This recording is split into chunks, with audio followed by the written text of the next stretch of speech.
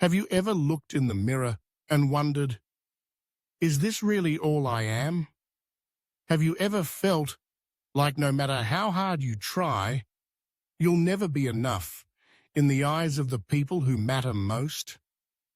This isn't just your story. It's Ethan's story.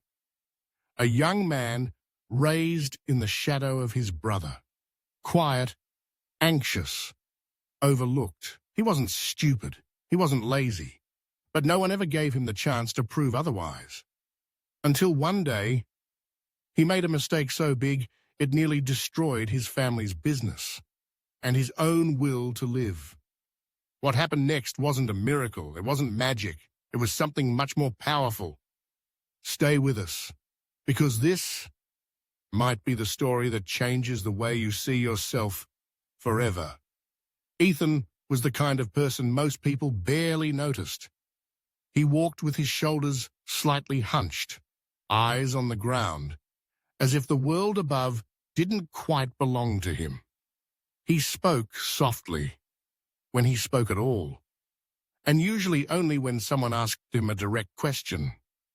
He wasn't broken, he wasn't incapable, but somewhere along the way, he stopped believing he mattered.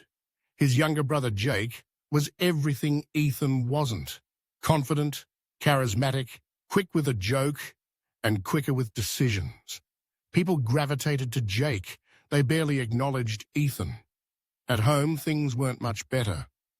Their father, a hard-working man who ran the family's supply shop, often saw Ethan's silence as weakness.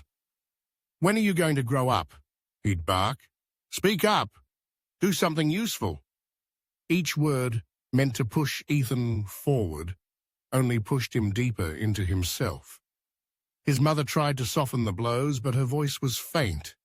In a house ruled by disappointment, by the time Ethan turned 22, he had already internalized one painful truth. He was a burden, a background character in his own life. And worst of all, he believed he deserved to be. When his father fell ill one summer, Ethan was asked to manage the shop. It was supposed to be simple. Follow the orders, keep the shelves stocked, handle the regular customers. But for Ethan, every interaction felt like a test. He was doomed to fail. He stuttered when people asked questions. He forgot prices. He gave the wrong change, twice. And then, it happened. 3 men came into the store, friendly but urgent.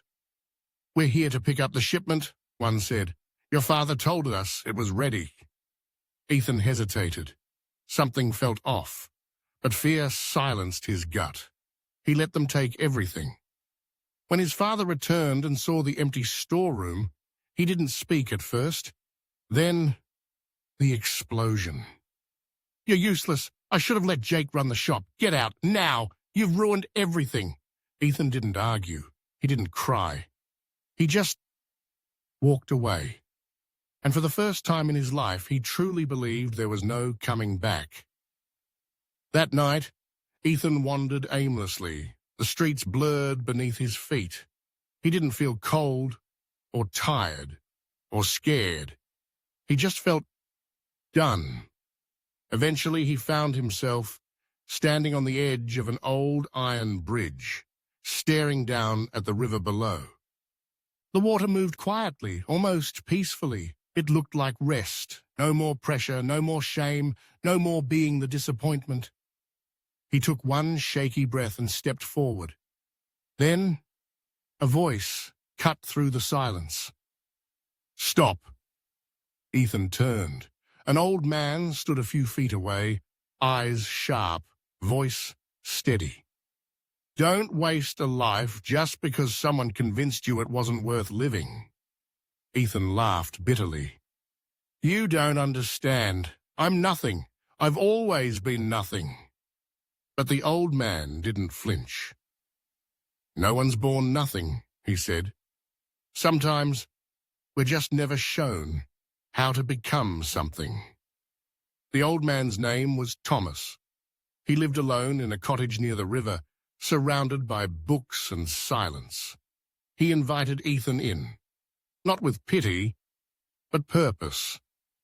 "You can stay for 3 days," he said, "but under one condition."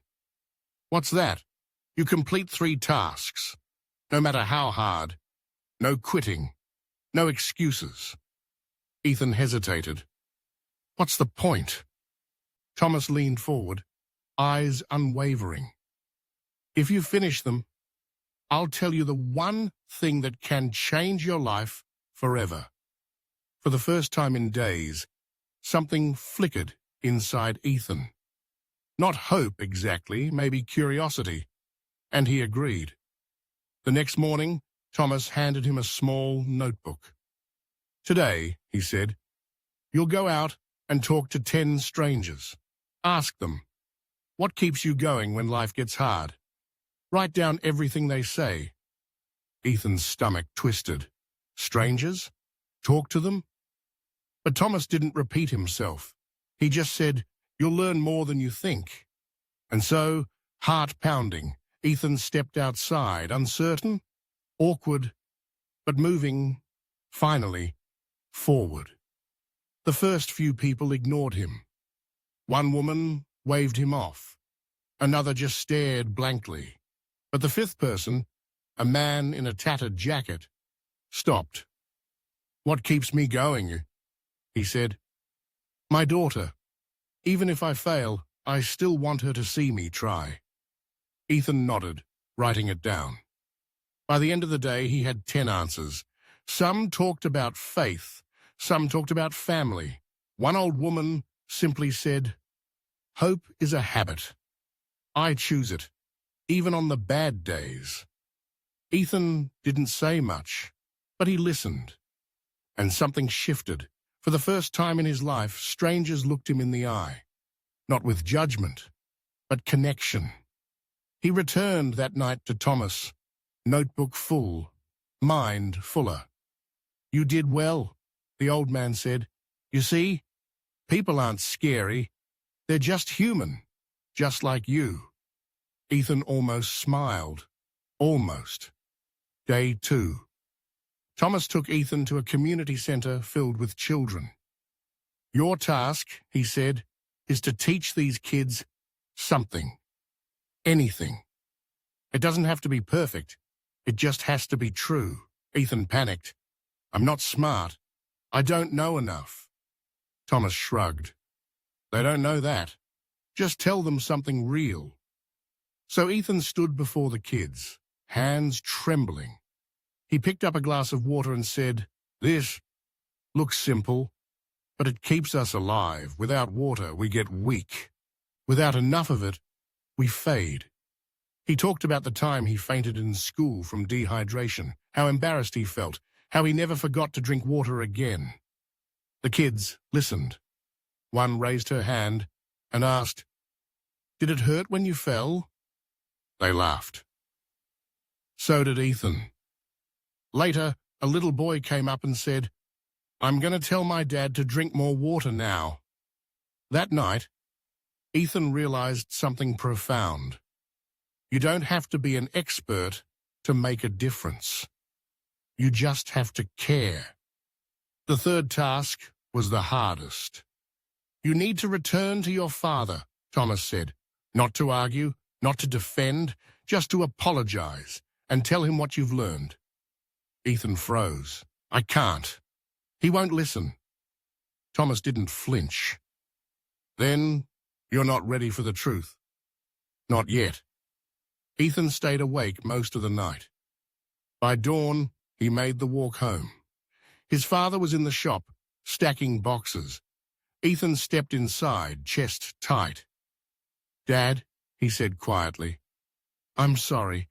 I was scared. I didn't trust myself, and I let you down." Silence. The old man didn't look up at first. Then slowly, he did. "I was hard on you," he said, "because I was scared too. I didn't know how to help you. But I see something different in your eyes now." He paused. Let's try again. Together. No shouting, no grand gestures, just an opening. And for Ethan, that was more than enough. Ethan returned to Thomas, his heart lighter, his spirit steadier. "I did it," he said.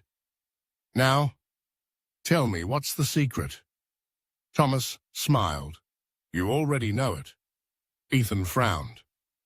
"Then say it anyway." The old man leaned in. Confidence doesn't come from knowing everything. It comes from trusting that you'll be okay even if you fail. Your greatest enemy wasn't your shyness. It was your fear of being seen, being judged. He placed a hand on Ethan's shoulder. People see you the way you present yourself. And now, you finally showed them who you really are. Ethan's eyes filled with tears. "But what if I lose that again?" Thomas nodded gently.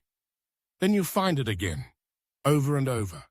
That's how self-belief works. You rebuild it every single day." 5 years later, Ethan ran his own mentorship program. He helped teens who struggled with anxiety, self-worth, and fear. Not as a therapist, not as a genius, but as someone who understood. He didn't become perfect, but he became proud, and people respected him, not because he was the loudest, but because he had something real to offer, a quiet strength forged in the fire of fear. You see, we all have an Ethan inside us, afraid to speak, afraid to fail, afraid to be seen.